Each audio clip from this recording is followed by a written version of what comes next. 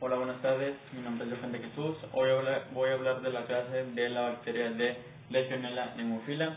Vamos a hablar de qué es, qué consiste, características, enfermedades, patogénesis, patología, diagnóstico, medida de prevención, pero eso lo veremos más adelante. La bacteria viene de un género bacilo gram negativo, es decir, su forma es bacilar. Esta bacteria es muy propensa a ocasionar una neumonía. Es un patógeno intracelular que daña o afecta directamente al sistema respiratorio. ¿Qué te puede dañar? Te puede dañar lo que vienen siendo los alveolos, los bronquiolos, pulmones y todo lo que está conectado al sistema respiratorio te lo daña. Otra característica de esta bacteria es su tamaño, que consiste de 0.3 a 0.9 micras de ancho y de 1.5 hasta 15 micras de largo. Está estructurado por una membrana que es externa y una membrana citoplasmática y por último una capa delgada de peptidoglucano. Es la forma en que está estructurada esta bacteria. Otra característica que no está aquí, pero yo lo voy a mencionar, es sobre toxina. En Alemania, una institución identificó una toxina que es CID-J, que interactúa muy bien en contra de esta bacteria para evitar su proceso. ¿Cuál es su proceso de esta bacteria? Su proceso es el crecimiento, de infección y la replicación de bacterias, que eso es muy constante. Bueno, la toxina se encarga de evitar todo ese proceso de la bacteria. Entonces, la toxina CID-J es muy buena en contra de esta bacteria. Las enfermedades que ocasiona esta bacteria son dos, la legionario y la fiebre de Pontiac. La enfermedad que hay que tratar es la legionario, porque es más mortal, ataca más al sistema respiratorio. Si bien la otra enfermedad, fiebre de Pontiac, es una enfermedad, la consideran más leve que la legionario, porque es más mortal. Supongamos que vamos a decir que la legionario es una enfermedad maligna, por así decirlo. Y bueno, la patogénesis de esta bacteria viene siendo, es muy común en personas que son de edad mayor a 40 años y que llegan con un antecedente previo de problemas respiratorios ocasionados por el tabaco. Es lo más común que se puede presentar. Entonces, la patogénesis se puede presentar más común en personas mayores de 40 años y que vengan con historial de problemas respiratorios ocasionados por eso. Entre otras muchas cosas más, pero lo más común es eso. Yéndonos un poco el tema geográfico, la Organización Mundial de la Salud informó que esta enfermedad está en todas las partes del mundo. Si bien en cada cierto lugar no es el mismo porcentaje, aún así hay casos que se siguen presentando en todos lugares.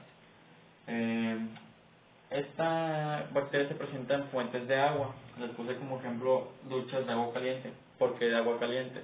Bien, lo que hay que saber de esta bacteria es que esta bacteria se concentra más en agua caliente que en agua fría. Vamos a suponer que el hábitat más preferible de la bacteria es el agua caliente, por un suponer. Y hay dos ámbitos muy importantes que quiero mencionar en cuanto a en cómo la adquiere la persona.